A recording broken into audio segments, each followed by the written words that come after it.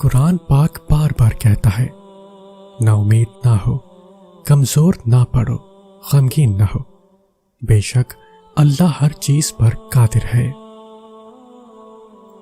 نصیب جو ہے وہ دعا سے بنتا ہے، کامیابیاں بے شک کوشش سے ملتی ہیں۔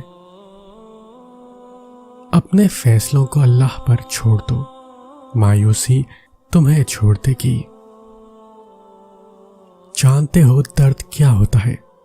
کھلے آسمان تلے چیخ کر کہنا، میرے اللہ میں ٹوٹ گیا ہوں، مجھے سمیٹ لیں۔ کوئی ذرا سی دیر پر ہو گیا مایوس، اور کسی کے حصے میں بار بار سر کو جھکانا لکھ دیا گیا، کسی کو 4 قدم کے فاصلے پر مل گیا، اور کسی کے نصیب میں لمبا سفر لکھ دیا گیا۔ اللہ تعالیٰ کا ارشاد ہے، اور جب قرآن پڑھا جائے تو اسے کان لگا کر سنو اور چپ رہو تاکہ تم پر رحم کیا جائے۔ کسی دوسرے کے لیے سکھ ڈھونڈنے والے کی ذات پر سکھ آسمان سے برستے ہیں۔ جو تکلیف اللہ کی یاد دلائے وہ اللہ تعالیٰ کی سب سے بڑی نعمت ہے۔ اللہ تعالیٰ دیکھتا ہے جب تم سجدوں میں تڑپتے ہو، اللہ دیکھتا ہے جب تم دعا کے لیے ہاتھ اٹھا کر خاموش ہو جاتے ہو، اللہ کو اندازہ ہے جب تم صبر کرتے بھی تھک جاتے ہو، اللہ کو ہر اس لمحے کی خبر ہے جب تم بے بس ہو کر خاموش ہو جاتے ہو۔ یقین رکھو، صبر رکھو، امید لگانے والوں کو اللہ کبھی نا امید نہیں ہونے دیتا۔ حالات بڑے سخت ہو گئے ہیں، معاملات صحیح نہیں ہو رہے، جن پر بھروسہ تھا وہ دغا دے رہے ہیں، اب صبر نہیں ہو رہا، لیکن صبر اب ہی تو کرنا ہے۔ اسی کا تو اجر ہے، جب سانس بھی نہ لیا جا رہا ہو، دل شکستہ ہو چکا ہو، تبھی تو صبر کرنا ہوتا ہے۔ میری مانو، تھوڑا اور صبر کرو، اللہ وقت بدل دے گا، ہمت نہ ہارو۔ وہ کہتا ہے کہ میں اپنے بندوں کو تنہا نہیں کرتا، تو بس یقین کے ساتھ صبر کرو۔ وقت گزرتا ہے اور گزرتا چلا جاتا ہے، آج جو غم یا تکلیف ہے کل اس کی جگہ کوئی خوشی لے لے گی۔ غم کے بوجھ تلے خود کو نڈھال نہ کرے، ثابت قدم رہے، اللہ آسانیاں پیدا کرے گا۔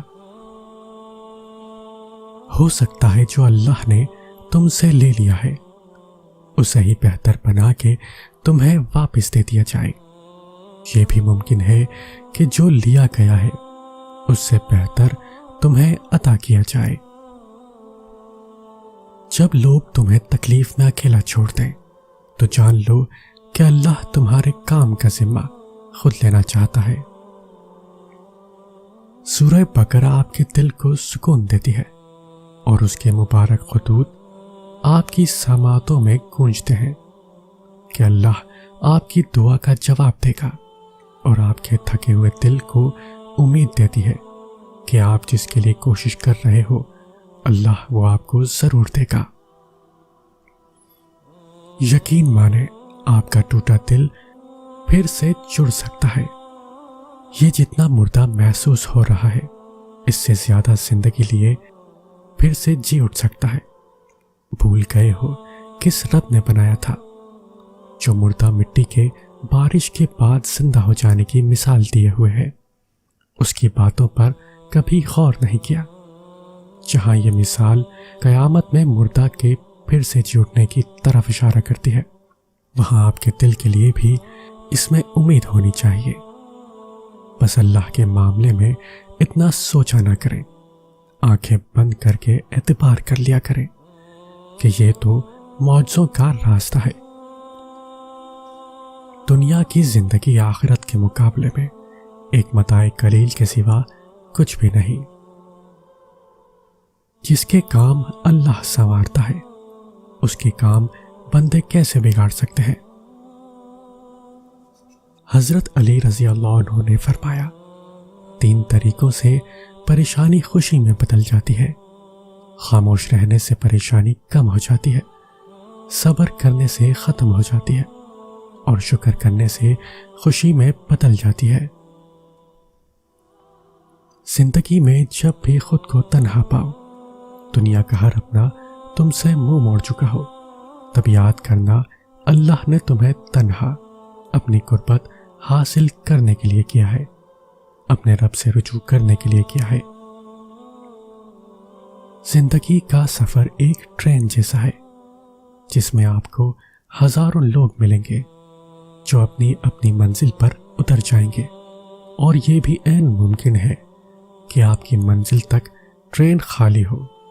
اور اس دنیا میں اللہ کی سب سے بڑی نعمت زندگی ہے، اور کسی ایک غلط فیصلے، غلط انسان یا غلط ٹرن کی وجہ سے اپنی ساری زندگی ہی برباد کر لینا اللہ کی سب سے بڑی نعمت کی ناشکری ہے۔ یہ وقت آزمائش کا ہے، تمہاری آنکھیں رات کو گیلی ہوں گی، دل ہزار بار ٹوٹے گا، صبر آزمایا جائے گا، امتحان میں ڈالا جائے گا، لیکن یہ وقت بھی گزر جائے گا۔ ہر مشکل کے ساتھ آسانی ہے، تو یہ مشکل بس تھوڑی ہی باقی رہ گئی ہے۔ پیارے دنوں کا انتظار بس ختم ہی ہونے والا ہے، جہاں اللہ ہوگا تمہارے ساتھ۔ کچھ آزمائشیں اور مشکلات ایسی بھی ہوتی ہیں جن کے ختم ہونے پر انسان کو احساس ہوتا ہے کہ وہ زحمت نہیں، رحمت تھی۔ ٹوٹے ہوئے دل تو بہت انمول ہوتے ہیں، کیونکہ ان دلوں میں اللہ بستا ہے، اور جس دل میں اللہ بس جائے وہ دل نایاب ہو جاتا ہے۔ سارے دکھ 3 لفظوں پر آ کر ختم ہو جاتے ہیں، اللہ ہے نا۔ جب دنیا کی ٹھوکریں کھا کر خود کو تنہا پاؤ، جب ٹوٹ کر ریزہ ریزہ ہو جاؤ، اپنا وجود کرجیوں میں بکھرا پاؤ، بس اس کی دہلیز پر سر جھکا لینا، عنقریب وہ کل بھی ہمارے ساتھ تھا اور آج بھی ہمارے ساتھ ہے۔ اور اللہ تعالیٰ فرماتا ہے، تمہارے رب نے تم کو ہرگز نہیں چھوڑا اور نہ وہ ناراض ہوا۔ جب تمہیں تکلیف ہو اور تمہارا دل افسردہ ہو تو دل میں رو لو، مگر زبان سے وہی لفظ نکالو جو اللہ تمہاری زبان سے سننا چاہتا ہے۔